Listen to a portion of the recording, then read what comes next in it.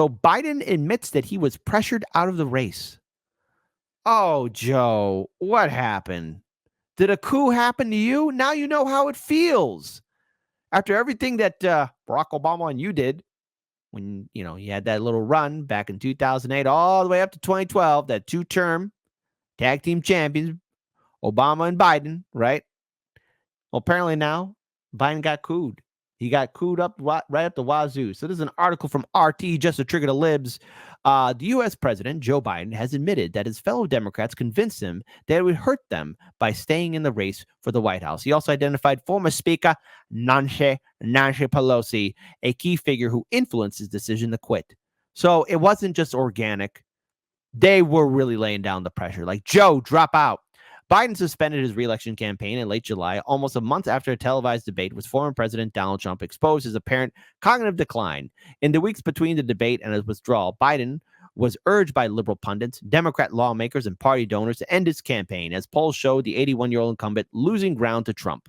The polls we had showed that it was a neck-and-neck race. It would have been down to the wire. And what happened was a number of my Democratic colleagues in the House and the Senate thought I was going to hurt them in the races, Biden told CBS News on Sunday in his first interview ending his campaign. And I was convinced if I stayed in the race that it would be the topic. You'd be interviewing me about why did Nancy Pelosi say, and I thought it'd be a real distraction, he added. So Pelosi was the first prominent Democrat to publicly question Biden's mental fitness after the debate. Wait a minute, but that's not what Nancy Pelosi said early on. Everyone was saying that this was the most fit Joe Biden has ever been. Joe Biden is strong. He's accountable. They could do it. But I just want to rewind back the clock just last week when this little interview happened. Trouble in Paradise, where Nancy Pelosi, Mama Bear herself, was saying that, well, she loves Biden, but I guess the relationship's over. Mom, Dad, don't get a divorce. I love him so much. I think he's been really a fantastic president of the United States. So I really wanted him to make a decision of a better campaign because they were not facing the fact of what was happening. Just a little background. It was like I've you never felt his been pain. that impressed with his political operation. Oh, you know what that means. Oof, oof, oof, oof. Oof, indeed. Biden's operation. Yeah, I just happened it. They won the White House. Bravo. Right. Mm-hmm. But so my concern was this ain't happening. And we have to make a decision for this to happen. And the president has to make the decision for that to happen. Let me just say, I won't say necessarily I knew what I was doing at that time. I knew what I was doing in the whole thing, not just that show. And what was that? That Donald Trump would never set foot in the White House again. It's all about Trump. Always has been, always will be. Pelosi's comments opened the floodgates of scores of influential Democrats to demand Biden's withdrawal. Chief among them was Biden's one-time boss, former President Barack Obama. According to the Washington Post, Obama told people he was concerned that the polls are moving away from Biden, that former President Donald Trump's electoral path is expanding, and that the donors are abandoning the president. Along with Senate Majority Leader Chucky Boy Schumer, Pelosi relayed Obama's message to Biden, and the newspaper claimed. The former House Speaker denies leading any kind of effort to force Biden out. He may think that my statement unleashing something, I don't know, because I haven't spoken to him since, she told reporters earlier this week. Pelosi refused to say whether she had directly asked Biden to suspend his campaign, but said that she felt the president did not have the campaign that was on a path to victory. Trump has characterized Biden's withdrawal as a coup by the Democratic Party. They all dumped him, and they said, either you get out nice or we're going to go after you. And that's what happened. He had no choice. There's no question about it, he told the New York Post last month. So that was what happened. That's what went down for Joe Biden. He was pushed out. But yet you had so many people like Joe Scarborough, Morning Blow himself, everybody saying that this was the best that Biden could ever be, that this was the only person that could do things. But yet, as it stands, I want to pull up this article here from TikTok here. When we look at I want to play this video here. Shout out to Hotspot. Nancy Pelosi and Joe Biden's resignation letter dropping out the 2024 race. She says, it didn't sound like Joe Biden to me. What do you mean by that, Nancy? I didn't accept the letter as anything but a letter. I mean, there are some people who were unhappy with the letter. Let me say, some said that some people were unhappy with the letter. I'll put it in somebody else's mouth because it was I don't even know. It didn't sound like Joe Biden to me. It didn't sound like Joe Biden to you. It's either one, he lost his brain, or two, somebody did it. Case in point, I want to pull up this one. Which Joe Biden signed his resignation letter? Let's see. Well, let's go and pull this up here. Let's go and look at this. So, who signed Biden's letter? You have all these other stuff. Now, again, maybe this was somebody else's handwriting, or maybe he decided to be creative. Who knows?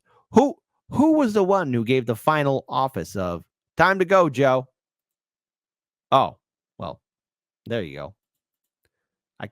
I could see it. I could see it, you know. I could see it being maybe her. Well, we'll let you decide, audience, because it's important for you, the audience, to be engaged in this decision. It's important for you, the audience, to have this discussion, because without you, what would we do, folks? So who do you think convinced Joe Biden? You think it was a coordinated effort and there was real sincerity? You think there was maybe some nefarious actions in the background? There's no such thing as a wrong answer. But what we do know is that so many liberals now are on board with Kamala Harris, thinking that everything will be A-okay and all right, when it won't be. And that's pretty pathetic. Liberals. Why are you so proud of this moment? The Republican primary was more Democratic than the Democratic primary. And the fact that none of you can see it, the fact none of you can see for a fact that not once, not twice, but 3 times the American people have seen the Democratic Party rig and play with their primaries, in which the voters mean absolutely nothing. And that's the truth of it. You mean nothing to the Democratic Party. If you fool me once, it's because I didn't think a guard was needed. If you fool me twice, it's because I didn't learn the lesson, so it bears repeating. If you try the same play 3 times running, it's because you know what's coming, and you didn't come to lead, you came to purposefully be misleading. Democracy is dry. It's spent a century bleeding. The husk is gaping open to the sky, out in the field where all the sheep just keep on circling and worrying and bleeding. They're waiting for the shepherd that they've tried to hide their faith in, but he's so appealing. They'd gladly give their fleece. It's such a freeing feeling that even when he leads them to the ledge and starts to urge them on, they're positively beaming. They were told that they were on their way to save democracy, so even as they plummet, they just gloat. They don't consider screaming. And halfway up the cliff, the shepherd's cozy little mittens wrap around the staff of shattered human hopes on which he's leaning. He shows the gentle grin that used to stir your inner spark, and he says, "Not me, us," as he gestures to the oligarchs. He knows that if he runs, they're going to stop him like a stolen car. And he'll easily surrender because it bought a lot of time for laying mines in all the grassroots. Suddenly, the tiniest of movements gets you blown apart. Suddenly, you're in a play that's set on an election day and voting for the fire, unaware you're playing Joan of Arc. Suddenly, the shepherd pulls the rug and slips a hood across your clueless mug, and everything goes zero dark. I'm gonna warn you once more before it's 2024 and you fuck around and find out who your heroes are. To take a step back from the herd, and you'll learn that you can spot who all the shearers are. If you really want to know the product that they're selling, I can take you where the mirrors are. If you think your voice is finally ready, I can tell you where the lyrics are. I hid them in a box I had to bury neath the cobble when they carpet bombed the promenade and raided all the street bazaars. Now all we've got's the marketplace, and you're too broke to even bother asking what the options for your treatment are. Suddenly, the raw debris of homeless human dignity will find it has 100 teeth for every badge and sweeper's arm. Suddenly, they speak in solidarity and each is armed. Suddenly, the sheep can see the shepherd for his truest form and all pitch in at once to help him buy the farm. And now it's zero dark, and all is calm and peaceful save the distant wail of sirens that approach beside the flames of dawn. Suddenly, the carrot's just a string that's on a stick, and all your movements make you sick because the prize is gone. Now, we could go and flee into the forest low and meek, or we can exercise our right to feast and go and graze on Biden's lawn. Because he's been sowing seeds that seep a toxin out to sap a bit from each of us and keep on leeching decades after Biden's gone. So regardless who they summon out of hell to come and do the job, it will not feel like Biden's gone. But in that time of hopelessness, you cannot trust the shepherd when he once again comes asking you to humor him his siren song.